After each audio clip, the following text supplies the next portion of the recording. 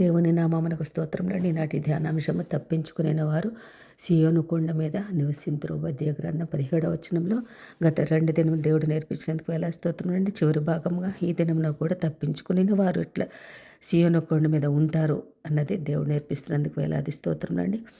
ఆధిపత్యము కోరుకోవడం అనేది తప్పించుకునలేక పడిపోతున్న బలహీనతకు గుర్తు. చాలా తెలివిగా అరేంజ్ చేశాను అనుకుంటున్నావేమో, పడిపోతున్నావు. అపవాది వేసిన ఉచ్చులో పడిపోతున్నావు, దొరికిపోయావు. ఎన్నో యుద్ధములు చేసిన మహారాజైన దావీదు యుద్ధము మోపుగా జరుగుతున్న వేళ విశ్రాంతి తీసుకోవడం అనేది శోధనలో పడిపోవడానికి తార్కాణమైనది. ఎంతో పని కళ్ళ ముందు కనబడుతూ ఉంటే నీకు అన్నీ తెలిసి కూడా నీ పాటికి నీవు ఇంటి వద్ద విశ్రాంతి తీసుకోవడము అంటే దుష్టుడు వేసిన ట్రాప్లో పడిపోయినట్లే గుర్తు. నీవు యుద్ధము మోపుగా జరుగుతుంటే విశ్రాంతి తీసుకోవడము, నేను అలాంటి వాడను కాను అన్నాడు యూరియా.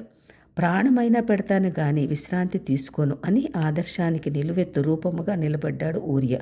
ఎన్ని చెప్పినా సారాంశం ఒకటే, తప్పించుకునే వాడు సియోను కొండ మీద నిలబడతాడని.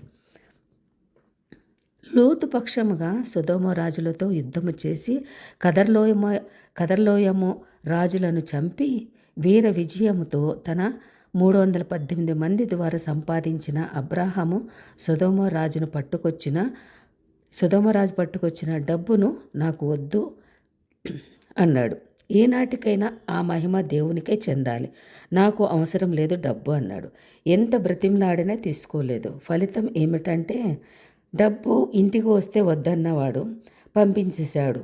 అయితే అబ్రాహాము అతని నిబంధనను చేయవలసిన చోట దేవుడే నిలబడి ఎన్నెన్నో అద్భుతములు వరుసపెట్టి తర్వాత అధ్యాయంలోనే ఇంత ఆశీర్వాదం వరుసపెట్టి అబ్రహాం ఇంటికి తరలి వస్తున్నాయి. కారణం ఏమంటే డబ్బు అనే శోధనలో పడలేదు అబ్రహాము.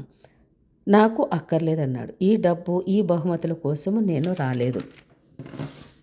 నా కుమారుడైన లోతు ఒకడు ఇబ్బందులలో ఉన్నాడని, చల్లారిపోతున్నాడని, ఆధ్యాత్మికంలో వెనుక తిరిగిపోయాడని, లోకంలోనికి వెళ్ళిపోయాడని, చేజారిపోతున్నాడని ఒక ఆత్మను సంపాదించుకోవడం కోసం ఇంత ప్రయాసపడ్డాను తప్ప నీ డబ్బు నాకు అక్కర్లేదు అని అన్నాడు. చక్కగా సంతోషముగా వారు వెళ్ళిపోయారు.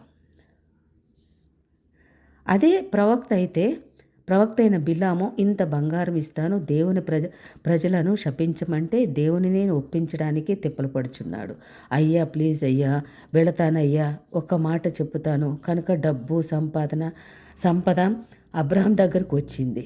మరి బిలాము దగ్గరకు వస్తే పడిపోయాడు, అబ్రహాం దగ్గరికి వస్తే వద్దన్నాడు.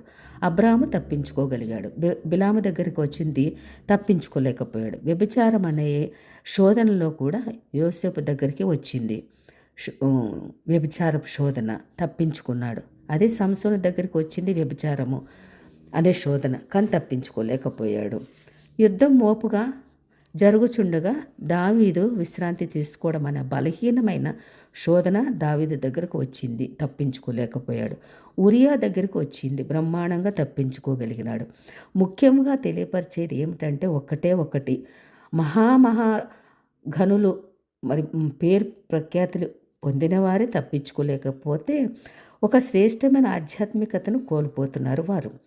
ప్రభు అంటున్నాడు, తప్పించుకొనగలిగితేనే నీవు సియోను కొండ మీద ఉంటావు అని దేవుడు అంటున్నాడు కదా.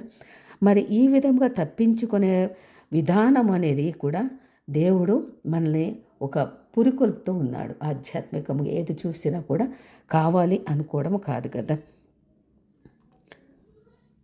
అందుకని సియోను కొండ మీద ఉండాలి అంటే ఈ లోకపు విషయాల్లోంచి తప్పించుకోవాలి.